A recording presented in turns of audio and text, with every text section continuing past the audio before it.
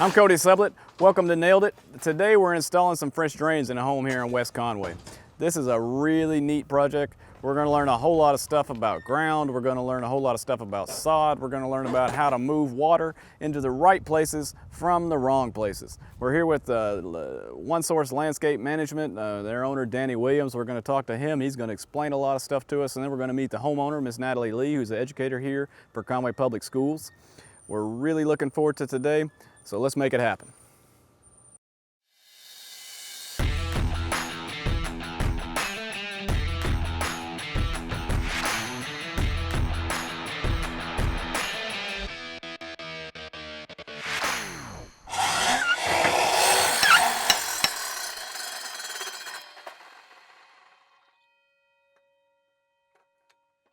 We're here today with my friend Danny Williams. Danny owns One Source Landscape Management here in Conway, Arkansas. So we're gonna get these drains going. I'm gonna turn it over to Danny and we're gonna let him explain what's happening. Danny, what you got? Fantastic. So we're doing French drain today, and most French drains, when you think about it, are in low-lying areas where water gathers. You got to give it an escape route, somewhere to go. That's not what's happening today. Okay, so now we don't have a flat area. Obviously, this is a tremendous slope. What is the benefit of adding a French drain to a slope? All right, so we have a unique situation back here. They're on a hill. A lot of times when you cut into a hill, you've got springs and groundwater that seeps out. Yeah. And so we've got a steady stream of water that's coming out of the neighbor's yard here, hits the side of the house, runs down.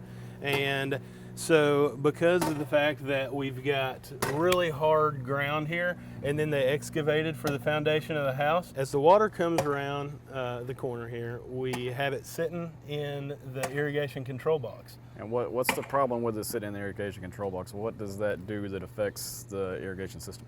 So you've got, in an irrigation control box, you've got electronic valves that open up whenever they're signaled to go ahead and run the irrigation. So if you've got wires in there that are just sitting underwater all the time, even a really good solid connection, waterproof connection, is going to be tested if it's sitting in water all the time. So it's just not good for the valves, the electronics long term, to have that water sitting there.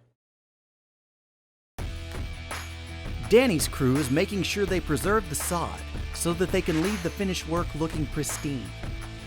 Next, they begin to dig a trench for the French drain.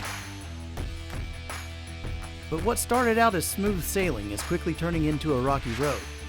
In addition to trying to avoid buried utility lines and sprinkler systems, they're having a tough time breaking up the soil. So when you're dealing with Mother Nature, you never know exactly what you're going to find out. What we've run into out here today, and Mr. Danny's going to tell us a little bit more about that, is that the hard rock that we're having to dig into is making it harder for his crew to get where they need to be. So I'm going to let Danny come in here and tell you a little bit more about that. All right, so as we have gotten further into it, we've realized there's a lot of shale, a lot of clay, a lot of rock, and this area, was thick wooded area until just recent years. So we've got this really hard ground, and obviously when you have a really hard ground, you'd love to have machinery, but we've got a small space, as you can see here. And so inside of this small space, we have quite a few underground utilities that we have to watch out for. Right. And we also have irrigation lines running all through the front yard. We've already hit a couple irrigation lines and had to do some repairs. And so everything's got to be dug by hand. And that's just one of the things that you run into sometimes, especially in this area, is just really hard ground, a lot of rock to work through. So we're having to do that by hand here. Right, Danny, and you and I talked earlier. Explain to people why, and when you come through here, you think, oh, I'm digging through this hard, dry dirt. Why don't I just dump some water on it and see what happens? Explain to people why that wouldn't necessarily be the best thing to do. Yeah, sure. So when you're dealing with really, really compacted soil like this, it's got clay and shale and those really dense compacted soils, water's not going to really be able to penetrate. It's just going to run off. And so then when you do chisel away and you've got the loose dirt sitting there, you're just basically making everything heavier and messier, and you're not giving yourself any more production as far as making the soil that you're trying to chip through softer. Okay, and so we're talking about the soil being harder and denser. That's the problem that we've dealt with has brought us to this point, right? Is that the reason we need to dig this is because all that hard soil is sitting up underneath there, and it's not letting it penetrate down past where the grass has been added since they built the home, correct? Absolutely.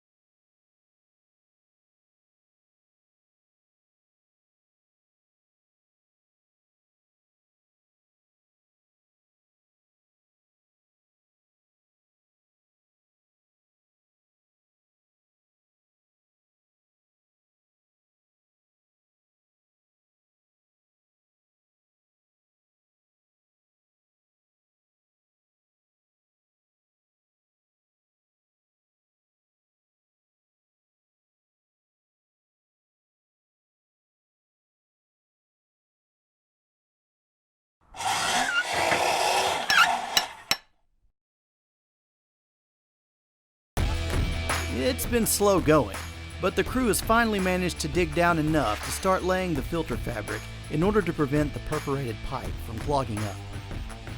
Next, a layer of gravel is placed in the trench to allow water to pass through to the pipe. The guys also use this bottom layer of gravel to give a proper grade to the drain so that the water flows correctly. The pipe is then installed to the gutter spout, placed in the trench, and tied into the other drain on the eastern side of the property. This system, when completed, will then direct the water that's been pooling to the house to a drain near the municipal runoff. All right, we're wrapping up this project here with Danny Williams from One Source Landscape Management. Danny, we've got this project finished. We've got all the pipe laid, we've got all the gravel poured. Danny, aside from the hiccup that we hit with the shale, what was the biggest challenge in this project? Let's see, I guess the biggest challenge in this project was really identifying what the real problem was, because it was a downhill slope and it appeared as though everything should be able to just go where it needs to go. That was the biggest challenge, and aside from that, the difficult ground was pretty much it. After that, everything went really smooth and went really well. Okay, Danny, I noticed while they were installing everything, they were laying this black cloth underneath. What's the point of that black cloth? So we use, it's called an industrial weed barrier, and you can use different things, but basically it needs to be just a material that's going to hold up over time and be porous enough for water to freely flow through it. And the reason we use that, we don't use it anywhere we use solid pipe because there's not a need for it, but where we use the perforated pipe, like in a French drain, you're going to wrap that around the pipe and the gravel, and that's going to keep sediment and soil from washing into that perforated pipe. Okay. And that's what's going to long-term clog up a French drain and make it not work correctly. Okay, so what you're saying is that goes around there and it keeps weeds and other things from growing in there and maybe causing some type of stopgap there in the pipe where it'll start to back up instead of flow through, correct? Yeah, you're probably not going to have weeds down at that level, but definitely just sediment and wash through over time will build up in a pipe to where you'll have just all that sediment. It won't flow freely anymore. Okay, and you can't, with this type of pipe, it's not something that you could necessarily root or anything like that. You couldn't run something down through to clean it back out. Because it's plastic, it would just tear it up instead of cleaning it out. Yes, because it's plastic and it's corrugated, it would definitely rip it apart if you tried to run anything through there to snake it out. Yeah, so then we just have to redo this process all over again, and that wouldn't be fun for anybody. Yes, sir, that's absolutely right. Right. Okay, Danny, every project, you know, there's something about it that you like, there's something about it you dislike. Every job that you do, there's something that's maybe your favorite part of it. Mm-hmm. With this job particularly, what's something that you really like about this job, and what's something that now that it's completed that you're really proud of about it specifically? So whenever we address an issue that is difficult to understand, finding resolve, finding the way to get through it and get a fix that's going to really work long term, that's my favorite part about it. It's a challenge. Not everybody can do it, and it's a lot of fun to figure those problems out and create a solution that works. This has been a really, really fun shoot. We've had a lot of fun out here in the sun. I want to take a moment here and thank my good friend Danny Williams for having been out here with us and spending the time in the heat and for teaching us a little bit today. Danny, we really appreciate you, brother. Thanks for the opportunity. Had a great time. All right, look forward to seeing you again soon. Thank you very much.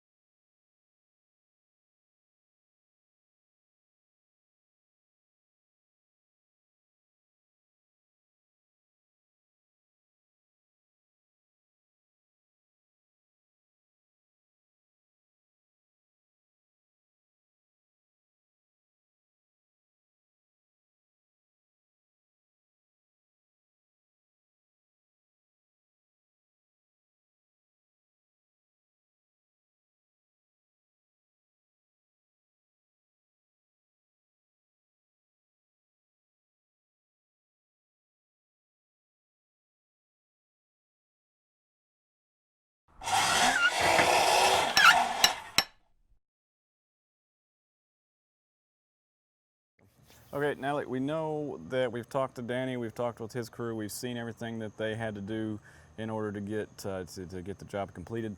Why don't you tell us from your perspective why you wanted to install these drains? Well, in the spring we had a lot of rain. I had bought this lot knowing that we'd have problems with it. We thought we initially had the problem solved with putting a curtain drain around the backyard, but it wasn't.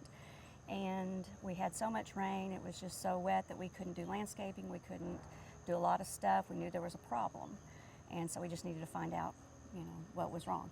Okay, so you made a couple phone calls, you got some guys to come out and do some bids for you. How come you decided to use Danny? We initially thought that there may be a leak, so we checked everything out.